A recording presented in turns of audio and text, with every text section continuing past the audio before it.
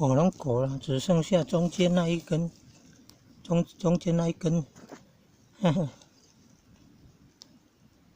呵，中间那一根柱子啊，你看旁边果肉都烂掉了，它竟然还可以长芽，长新芽出来了，可以长新芽出来了，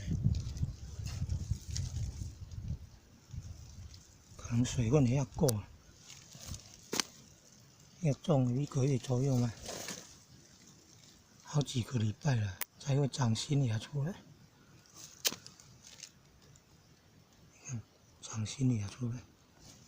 瓜鸟喜欢吃这个火龙果的幼苗，火龙果的那个刚长出来的那个，刚长出来这个嫩嫩的了，瓜鸟很喜欢吃哎。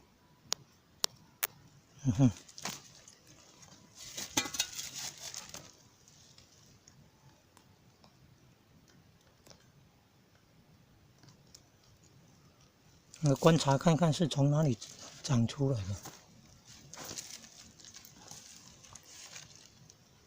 你看，只有剩下烂到只剩下中间这一根，然后插着还可以长长嫩芽了，那个应该叫嫩芽，插着还可以长嫩芽出来。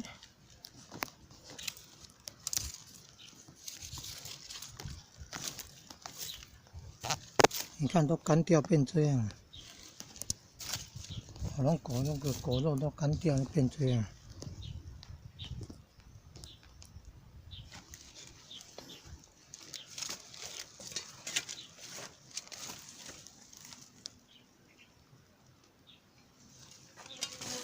长出嫩芽出来，可能以后就长得会比较快。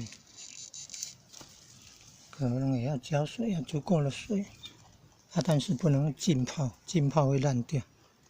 有营养水可能就是酵素调淡了。